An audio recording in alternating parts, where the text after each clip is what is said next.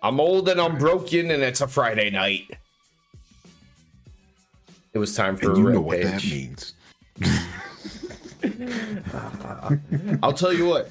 It started off. I walked in. I turned on my TV at like 8:30 or something like that, and it had the guide up already from cable and everything.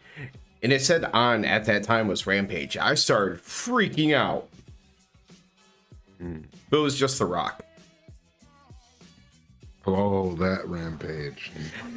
It took me a minute, but I was like, no, I'm like, there was nothing about Rampage being early. If anything, people were confused thinking it might happen on Thursday night.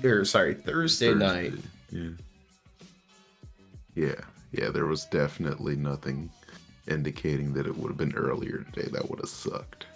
It would have sucked, or it would have been amazing.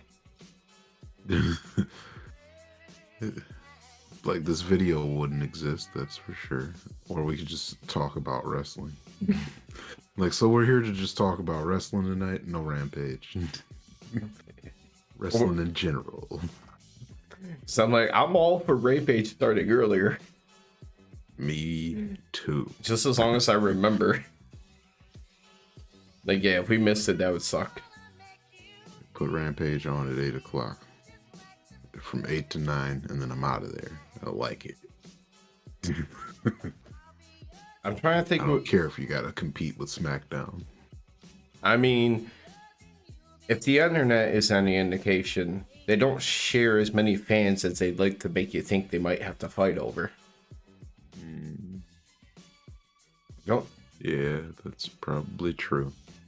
I mean, I know people do watch both, but I don't know a lot of people that watch both. Unless they do it for work. Yeah. And we're not even there yet. I'm just saying, we ain't there. Shit, I watch way more GCW than I watch WWE. I will say, I sense it's not normal for me. I'm usually a realistic person. People try to say I'm pessimistic. I think I'm always taking a realist view. I said we're not there yet. Mm-hmm. Goal number one. Eventually, we'll probably have to watch WWE. Goal number one. Make $5. Just to say we made our first few dollars. After that, it's just about like growth. I don't care even how that $5 comes about. We could go to the GCW October 22nd, and someone can just hand us a $5 bill and say it's hey, because we watched one of your videos. I would count it. Let me buy you a drink.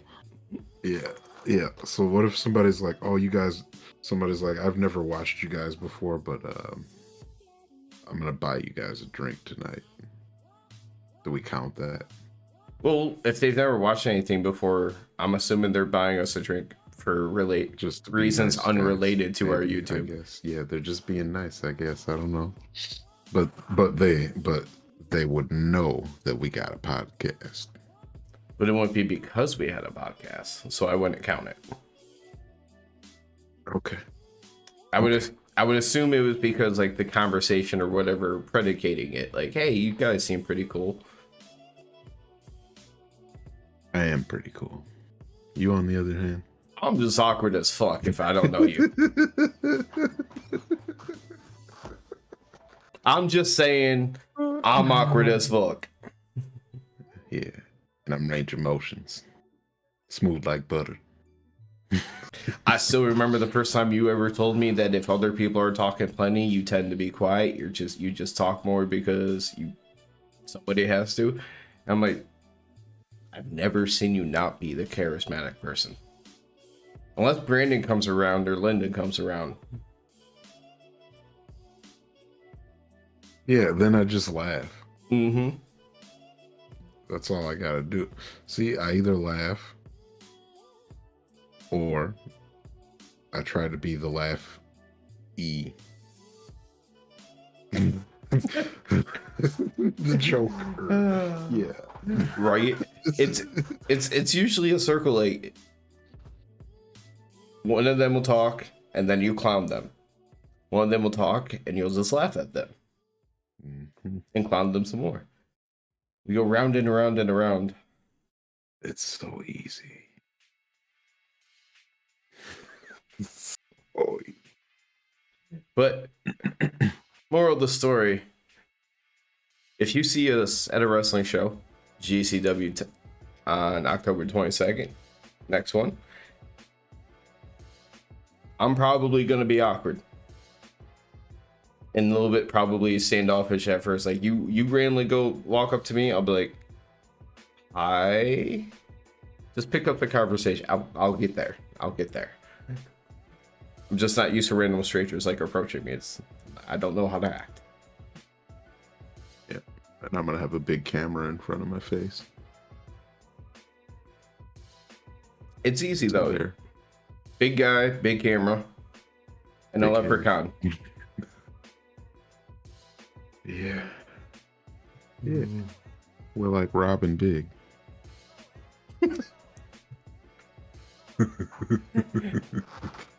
I don't know. Rob talks a lot. Rob does talk a lot. And Big is chill. Mm-hmm. I was going to say it's the total opposite, but I couldn't really put that on you with Big, because I'm like, sometimes, yes, you will be the life of the party, but sometimes, nope, it's just chill. Yep. I got my own mode. Don't know which one it is, but it's gonna be the right one. That's all that matters. It's the right one. It's about what's going on around you. Like, yeah. Oh, you're at a party. I know what range of motions we're gonna get. We're sitting there, just you and I hanging out on the weekend, watching wrestling or watching some football.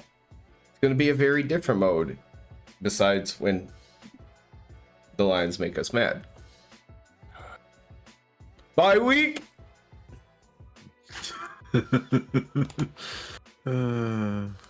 They can't lose this week. And that's how you know the season is done. I did see one of those articles that would be talk about who should be traded before a trade deadline. Somebody said we should go get Larry Ogunjobi because the Steelers aren't going anywhere either. At least if we can get some help on defense, who knows? I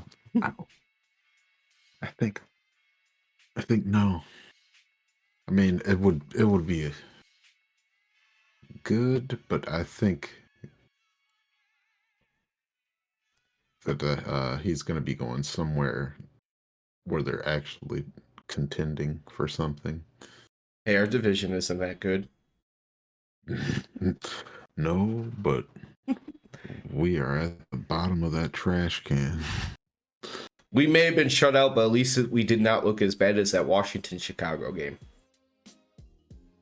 Despite showing 0. That was so bad. That was... Justin Fields is looking rough out there. That offensive line is bad. Like, so bad. Maybe they can learn how to hand play from the, Blackpool Combat Club in them trenches. Oh, yeah. They can learn how to do that Claudio uppercut. Dude, it's to the chest. It would not be a legal blow to the head. Yeah. So could that even... I mean, you could use it on defense, I feel like. Could you legitimately... That'd be like your rip move. I mean, it would make no sense to do like a rip type of move on offensive line, but if you could maybe knock the wind out of somebody a little bit in the chest on defense. Yeah, this is like, it'd be... It's because it's similar to the rip move. Oh, yeah. You could use the Claudio uppercut on defense. Maybe not offense, but... Yeah, but... You can use his carry away teammate move that he does.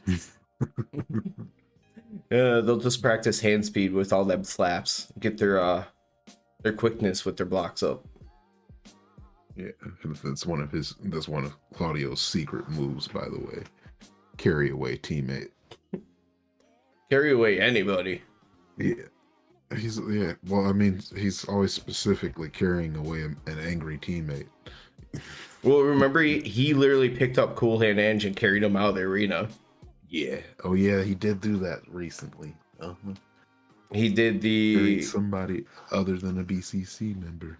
He threw the Mark Quinn on his shoulders and still did the spin to Cassidy, wasn't it? Yeah. So he's just always just carrying people around. No big deal. No, it was Hager that carried him.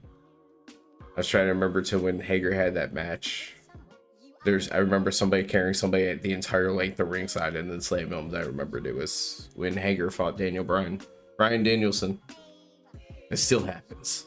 I apologize. Brian Danielson. I literally took 0 notes on this until the end. Okay. So the notes that I have on this match are that Claudio doesn't look as strong as he is. Like, he throws Butcher around like he's just a regular size wrestler. I mean, and Butcher is big and gross. This match was kind of exactly what you would expect a match between these two teams to be. So a lot of the stuff prior to the end was, fighting, slapping each other around, that kind of stuff. Mm-hmm. Brawling. Obviously, that fits 3 out of the 4. I don't want to call Swiss really much of a brawler, but he's in the BCC, so he can work that style. And then you got Mox, and then you got Butcher. I know Blade can do more wrestling kind of stuff. But no, it was going to be a fight. It's BCC. It's going to be a fight. Yeah, we knew it was going to be a scrap. It was a scrap. I know in the end, at the same time, Mox hit Blade with the Death Rider, and, Claudio had to hit a Ricola Bomb on the big boy Butcher for the win. How? Oh, I'm sticking with that from now on. Big boy Butcher. Big boy Butcher.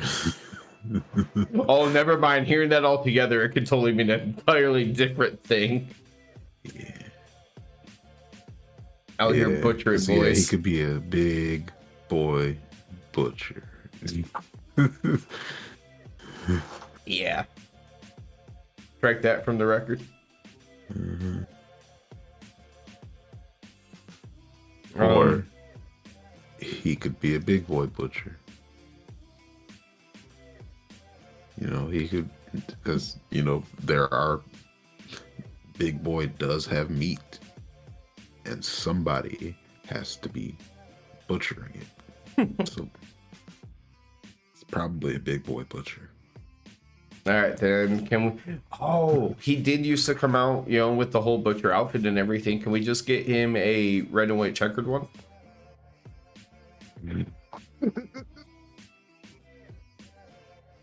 I just pictured him in a red and white checkered. I don't. Going like this with the giant burger. Just. Oh, geez. After I make the thumbnails tonight, I know what I'm going to try to do. Oh, gosh. Big boy Butcher. I'm totally going to try to make that thing by big graphics. I just don't even know if I can have them kind of skills.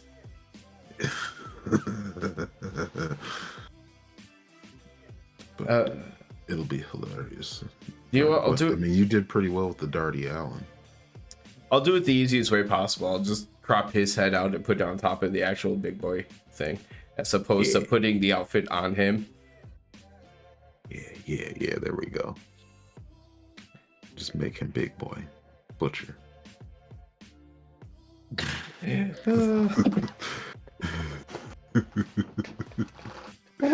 We are top rope tokes. We may be a little bit, you could say not in the right state of mind, but I think it's always the right state of mind. So we're in the top rope toked mind. of state.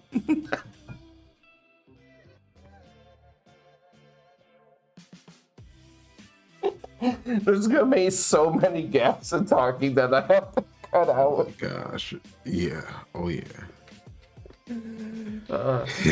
And this right here is why the new style, like, changing could be perfect. Because we haven't talked about wrestling really at all. We just talked about Big Boy Butcher.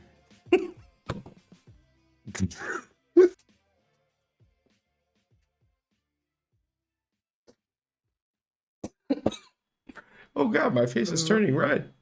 All right. I'm gonna say it also doesn't help that we're probably both kind of slap happy right now too. I was honestly approaching midnight.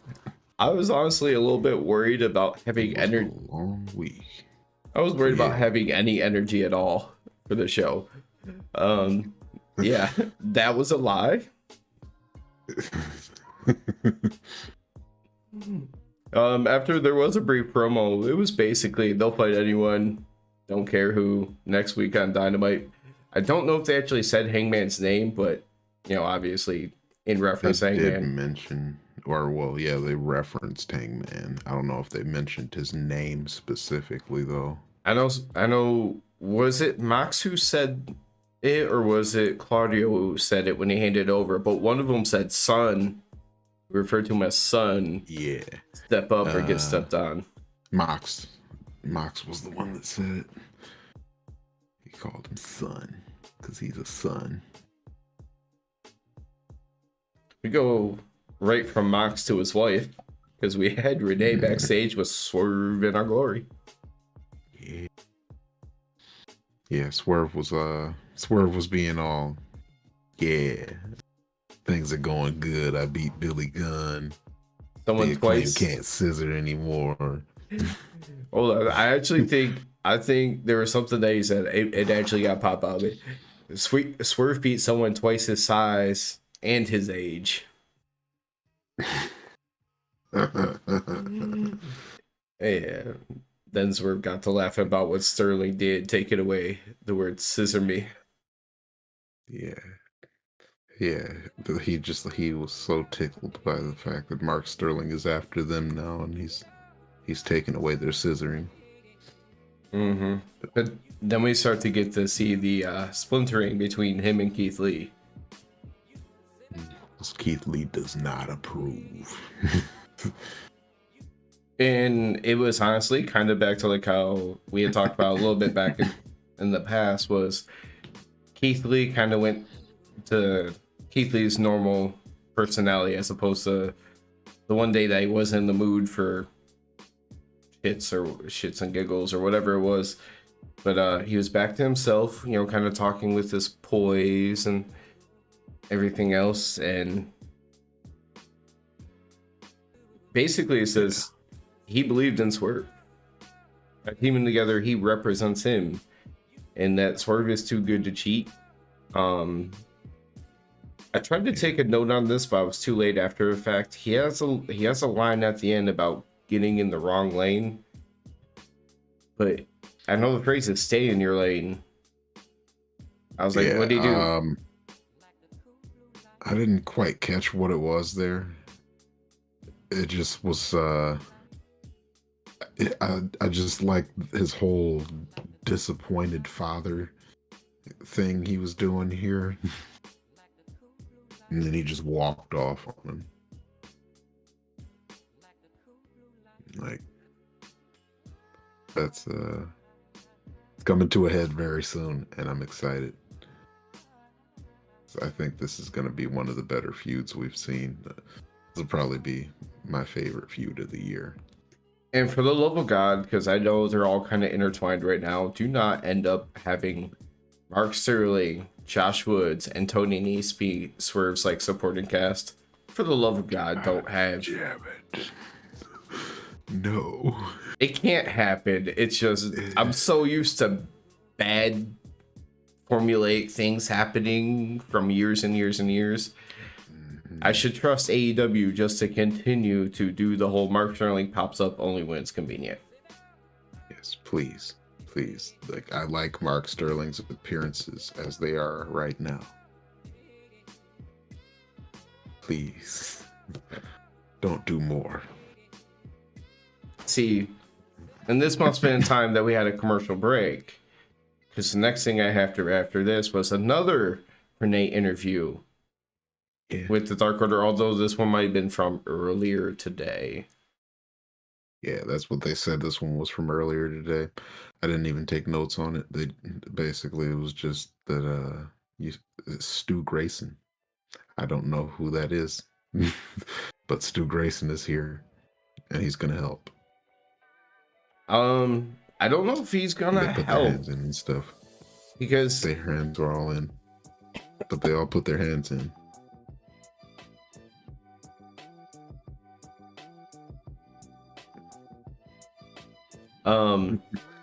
Because basically Alex Reynolds talks about they lost, they're disappointed at winning, or disappointed about losing again for trio titles.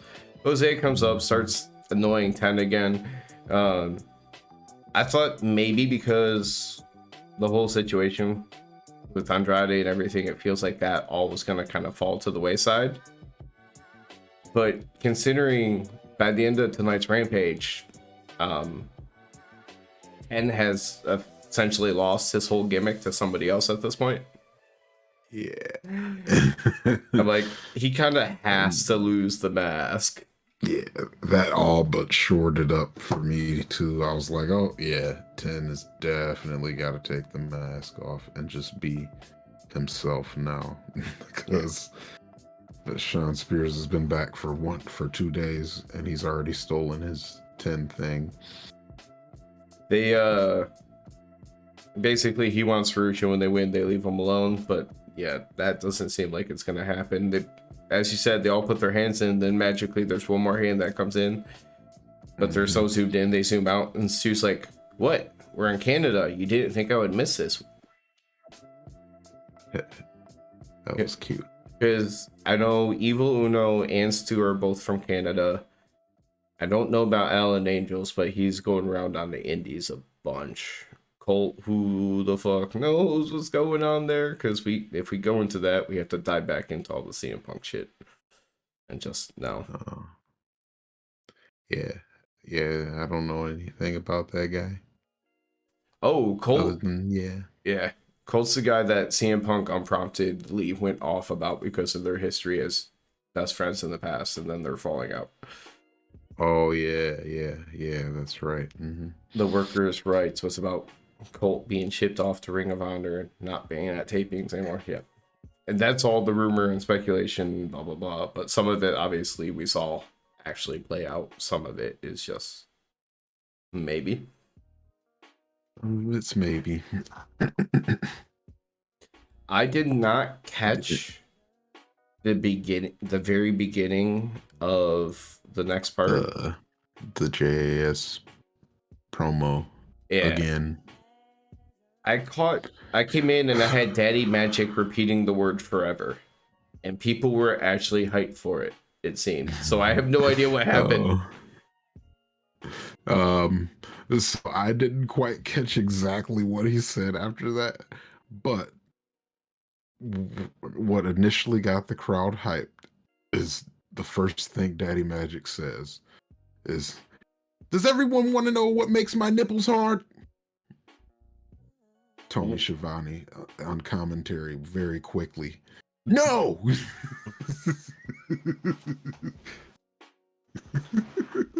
I miss Daddy Magic talking about his nipples? No! You know what gets Daddy Magic's nipples hard? And I'm like, what? I've never been so thankful to still DVR these shows. Man. Yeah. I don't know what he said after that part, because I couldn't. I don't care anymore. I was dying after that. I don't care about anything anymore. I'm doing stuff. I missed it entirely, but here the night is Daddy Magic talking about his nipples.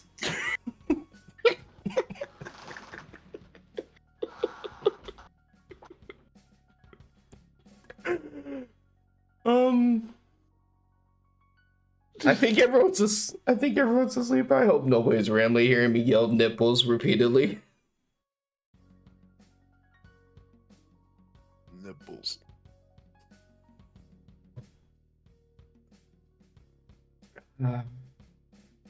Sorry. I'm gonna have to remember about 48 minutes into this. I'm gonna have to cut out about a minute here. Guess I'm not gonna be able to talk without laughing.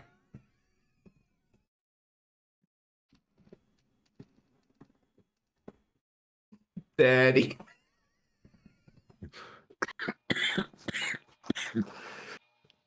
Yeah, that guy is I have a new favorite pro wrestler. And I only get to see him wrestle like every 3 months. so he took a while to grow on me, but I'm definitely a fan. It's amazing how AEW has been able to successfully hit on some of the silliest of comedy. Because usually you should have some more misses in there. Some more obvious big flops. But I mean, at least Danhausen had already established himself before he got to AEW, so you knew some people were going to be into it. Yeah. Yeah, Danhausen. That was a smart move by them. But literally, who the fuck ever thought a scissor party? Yeah, the most over thing in wrestling. It's the most electrifying move in sports entertainment today. Scissors. The scissoroni. All right. So now I have to go tweet Bowens and Caster and ask if either of them can breakdance a little bit. Can you do the spin-rooney and rename that too? Let's go. Yeah, like rename it the scissoroni, please. I mean, literally, when you're kicking up, your feet are out like scissors. Mm-hmm. Yeah. Dude, you want to know what that move is called? Scissor kick. I was gonna say one of them should take that up from Booker T, and it kind of fits as like being different than the Famouser, but similar to the Famouser. Yeah, I think they should do it. I want to see the scissoroni. Oh god, it's got a good name. This part right here would have been great for the new format later. Oh my. We are gonna have shorts and everything coming out of it tonight, that's for sure. Especially about nipples. We started to talk about Jericho Appreciation Society a while ago, but now I have to go see Daddy Magic talk again. But after it goes from him, it gets to Anna, who starts hyping up. Honestly, I thought she was going to bring Jericho up to talk first, because the man of the hour, something about power, too sweet to ever be sour. I don't fucking. It was Garcia first. Yeah, she was hyping up Garcia. Weird. And before we ever talked, he had some pretty good chants going. Yeah, people love some Garcia. He tried to be a heel. It wasn't really working too well for him. Yeah. I don't know. They should have just let him turn. Says Danielson taught him about, the passion and, guts and all that other stuff. But Jericho... He taught him by hitting him in the head with a title belt. That's what he said. Jericho this boy has some brain damage. Well, no, that's when he went to Jericho. He said when he hit him with the head and title belt, that's how Jericho taught him how to win. Yeah. You got some brain damage, homie. How do you win? By getting smacked upside the head with the championship. Well, technically, that is a DQ win.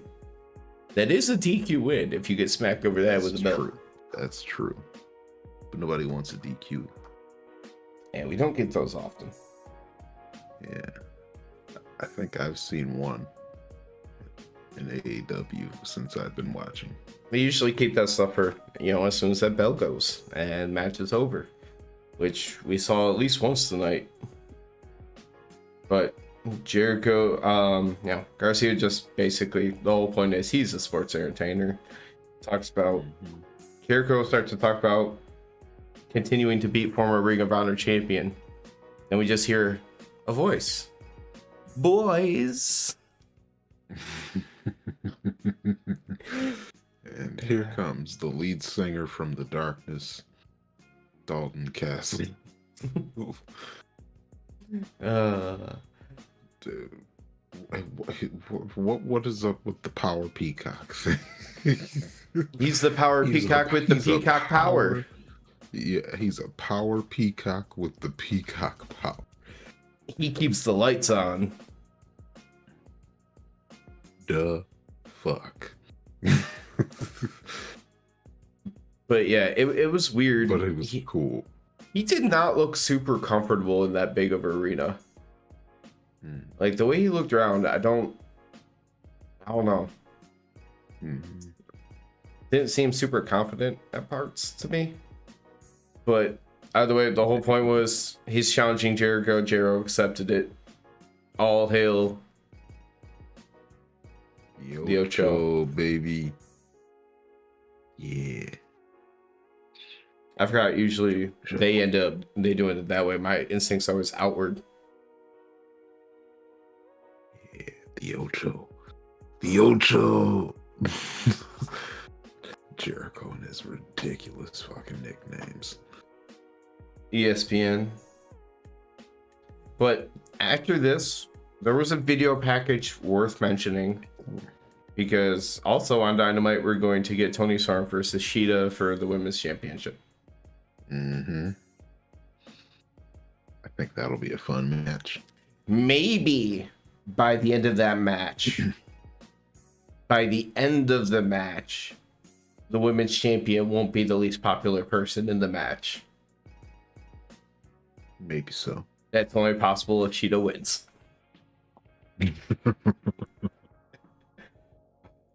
I am not trying to be a hater at Toni Storm. Well, kind of, sort of, because I'm rooting for Jamie Hayter. But it's just honestly, like when you hear crowd reactions and it's a tag team match or it's a 6-person tag team match, trios, and everyone gets a bigger reaction than your champion, it's just not good. Yeah, it definitely seems like everyone gets a bigger pop than her. Like shit, that trios match the other day, Willow, who's been on AEW TV like 3 times, got a bigger pop than her. Yeah. And then Sheeta's weird because like people get excited for her, but then because everything feels so stop and start with her for a variety of reasons, whether it be injuries, other things, whatever. It feels like people wanted to cheer for her, but it was kind of, you do it with hesitation because you feel like you're just going to get disappointed. Yeah. She's going to be gone. It's like, hey, you just showed up and you have these titles from Japan, so we're going to make you look good, but you're probably going to disappear again for like a month. Yeah. That's exactly what they're doing right here. They're like, let's give you a whole lot of Shida because she's going to be gone in Japan for a while. Which makes it very hard to build any kind of momentum on AEW TV. And yet she still gets a better reaction than Toni Storm.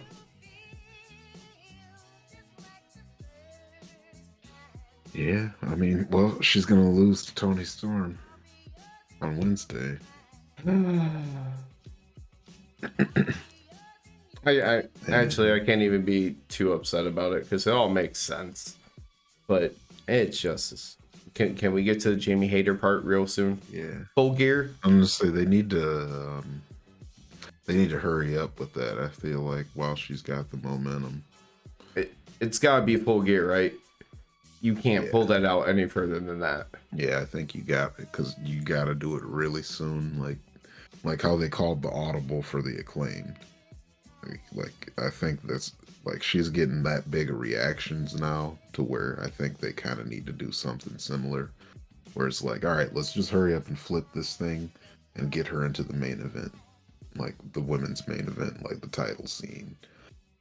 So probably like after next week's Dynamite, we'll probably have something to set up Jamie going forward. Hopefully, Yeah, people love her too much right now, and I understand.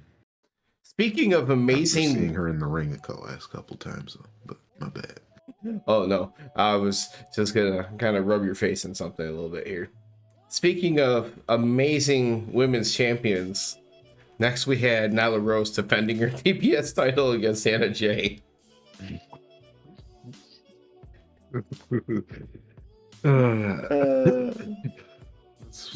I don't know how I feel about this whole angle they're doing with Nyla Rose stealing the TBS title and just randomly defending it against Anna Jay.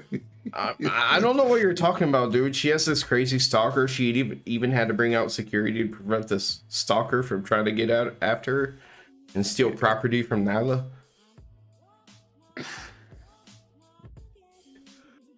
God. Of course, Nyla had to win this match. Obviously, yeah. It was about the after. And it didn't look too bad. I thought she was all right out there. She shows Nyla's really good in the ring, so maybe Nyla makes her look a little better. Anna's super young, still learning, getting better, and she's missed a decent amount of time with an injury. She's shown promise in kind of different aspects. Like sometimes she doesn't do too bad talking. Sometimes I can't stand when she talks. It comes up. Sometimes it's been awkward. I think it's just learning and kind of figuring some of that stuff out. I think eventually she'll get there, but oh yeah, they have hopes for her. She's been highly praised as someone like potential long term for a while. I could see it. Especially if she keeps getting better in ring. She was part of Dark Order. Did you know that, or did you come around after that? No, I was there for that. Number 99. Because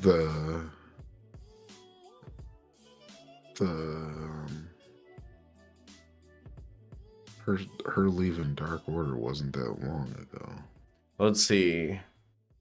Actually. Okay, yeah, because it was when Jericho Appreciation Society basically started. Yeah. Actually, no. It wasn't until Sammy came back with them. Sammy wasn't there at first. Yeah. Yeah, she was still Dark Order until then. But worth noting, Vicky had a 1-0 sign when Nyla won. Undefeated TBS champion Nyla Rose. Undefeated TBS champion Nyla Rose. How many times is she going to defend this belt? What the hell? It was fun, but because that sign says to me that she's going to defend that belt again. there was one thing that I was hoping didn't happen, but we'll get to that in a second because it comes up with everything that happened next, which you and I talked, like we kind of made comments as it happened. None of what came next actually looked good on television. It kind of made everybody look back. Don't you shut your mouth. There were 3 things that looked good on the television at that time. Okay, the moves, the acting that were done may not have been good things, but the visuals.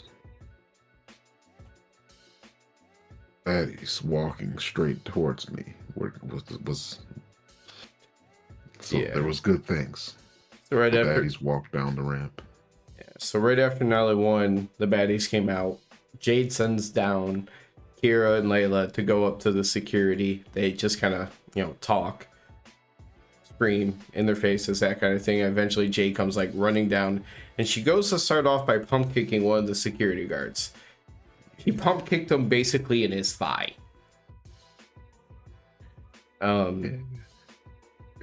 And she took him out one by one because none of the security guards would do anything to Jade. They kind of stood there and she just hit them all. Yeah, she just punched everybody. Or forearmed everybody. But while this was all happening, you just see Vicky, Nyla, all of them just scoot right past them and go up the ramp.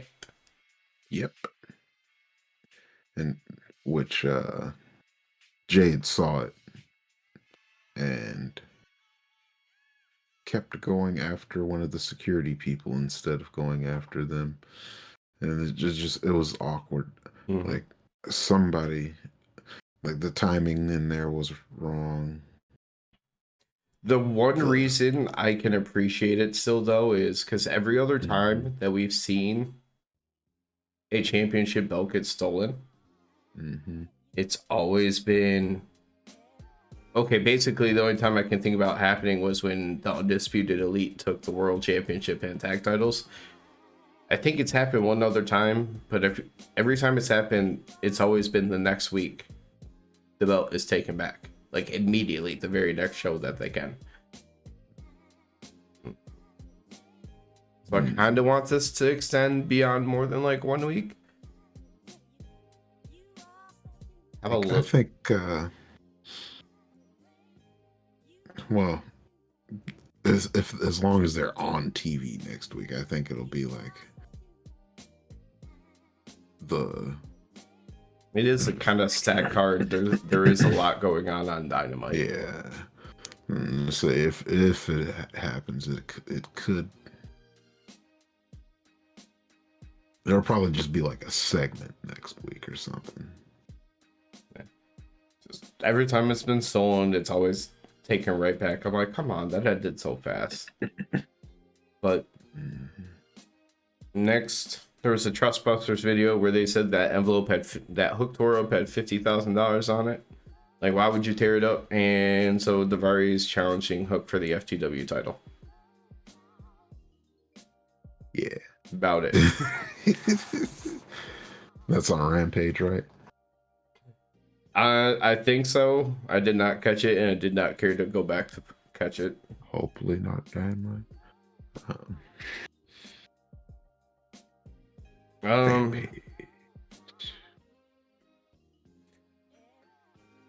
don't know if I want to bring it up. Yeah, I'll save this for later. But next we had Ethan Page versus Isaiah Cassidy, and your utter disappointment that we did not get to hear Private Party's theme song. You gotta play Private Party's entrance music. Especially since you know he wasn't winning this match. Yeah. Like, at least let him get the entrance, because you took the entrance away from me. Isaiah made Ethan Page look really, really strong. Isaiah's good at that.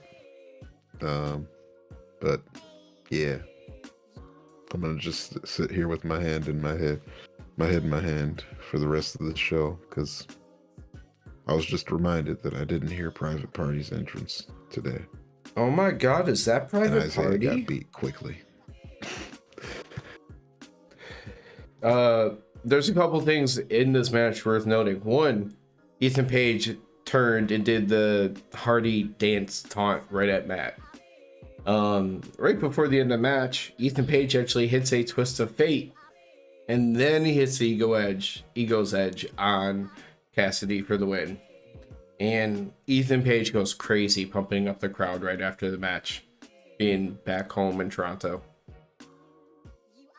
Actually, not Toronto, but at least in the province. I think he's from Hamilton. I was going to say, yeah, I think he's probably like how we're from Detroit. Yeah.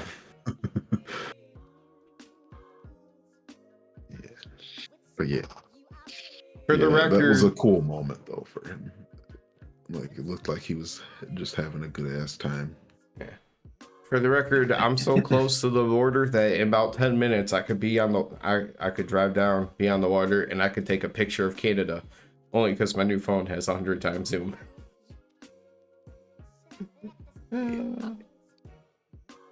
It's really dope. I remember when I lived downtown, it was like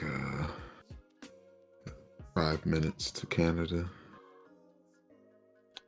But like 10 minutes to the other side with Detroit. that one stupid exit that everyone's afraid of where it says, oh, you're off on this exit, no turning back, you're on your way to Canada. Mm-hmm. Yep, and they're going to fuck with you. Like, I want to turn around. Nope. Now you're really you're trying to turn around from border security. Mm-hmm. Pop that trunk. Next, there's a quick video package about with the best friends. Orange Cassidy's like, hey, I won this. Shows off his belt. Then they basically are challenging Death Triangle for all the belts now. They want gold for everybody. And then Orange Cassidy does this Orange Cassidy thing going like, wait, Dynamite's on Tuesday? I didn't know that. Fucking Orange Cassidy, man. You gotta have some kind of Orange Cassidy laugh. Yep. But then I have no notes on the main event promo. But there is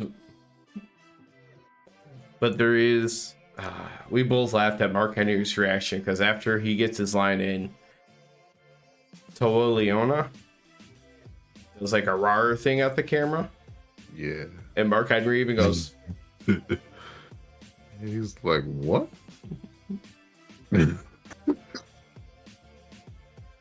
What was that? yep. Yeah, Mark Henry's face was priceless there. I didn't catch anything else out of that promo.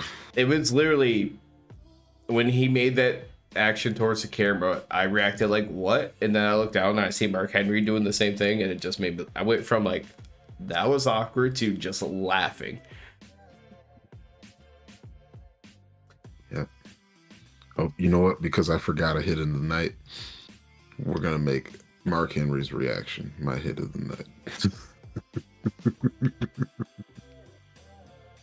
Yeah, because I completely forgot about that because I did not really take much notes on that. I didn't feel like there was anything super amazing that was, that stood out in that way.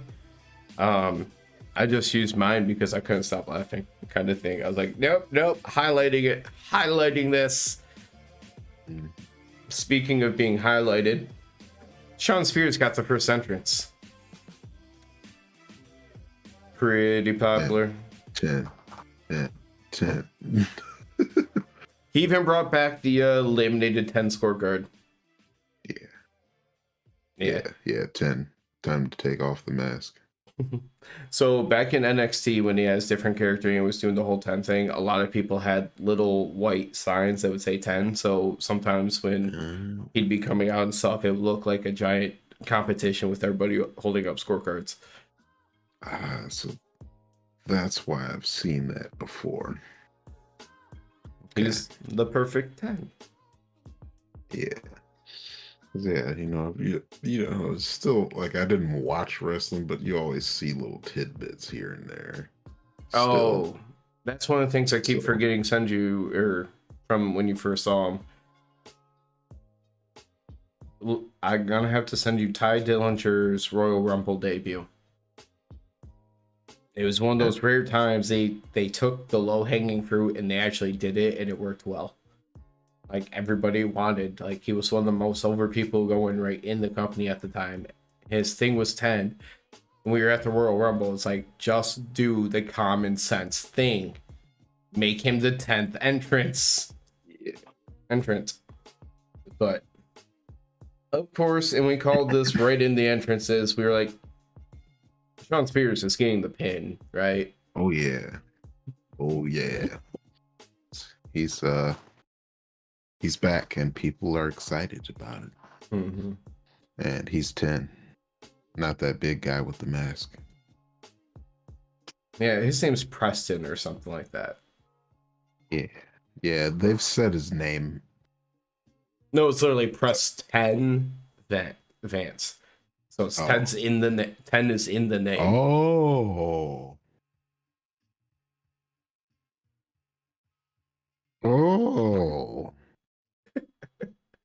But that's more clever. That's pretty. That is clever, I should say. yeah. Mm-hmm. But Sean Spears hits a C4 on Khan for the win. This really it was a match that got to showcase a new team with some good workers on the other side, while also giving people FTR and Sean Spears to be excited for. I think it was mostly to kind of build up credibility for the other guys and try to get people to be invested in not liking them. But then there was everything that happened after.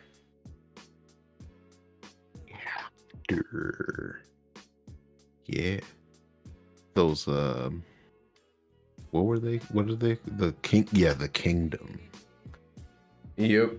So here I'm gonna reference the comment you made when we were watching it. You were like, the kingdom with only 2 people and Maria Valet. I was gonna say, well, yeah, because I'm assuming she's the queen and First lady so of professional wrestling. Yeah, she's basically the queen of this kingdom, and those 2 guys are like her bitches. You want to know who started the kingdom? You unless you looked it up, you will never guess. No, I got this. It was King John the First. Oh. Okay. Oh. Before they were officially a stable, like Matt Hardy basically helped Adam Cole retain his Ring of Honor championship back in the day. I looked this up. I knew there was other members of the kingdom, but I could never remember who they were because I didn't watch that wrestling at the time. Yeah. I think there was a total of 4 other members. It was those 2 and Anthony for Seglia, and then someone named TK Ryan, or no, KO Ryan, something like that. Anyway, but there were other members. That's just who is some of the more consistent members are right there. Because obviously Matt Hardy was not there long. He went and did other things like back to WWE and then AEW. Adam Cole went to NXT, then AEW. So okay, those 3 have been kind of carrying the name for a long time. Okay, that makes it make sense now. Yeah, but like, what should I care about this? the reading that it started with Adam Cole and Matt Hardy blew my fucking mind. Yeah. They started a kingdom and they left it. And now the kingdom is in AEW. People. So what I read, I saw somebody make that connection. Who knows what's going on with Adam Cole's health? Adam Cole lost his other 2 people. Oh, those might be his new 2 boos. To get, because last time we saw, he was turning on the Young Bucks and all them. You feel like they'd want to revisit that story eventually. But and stuff.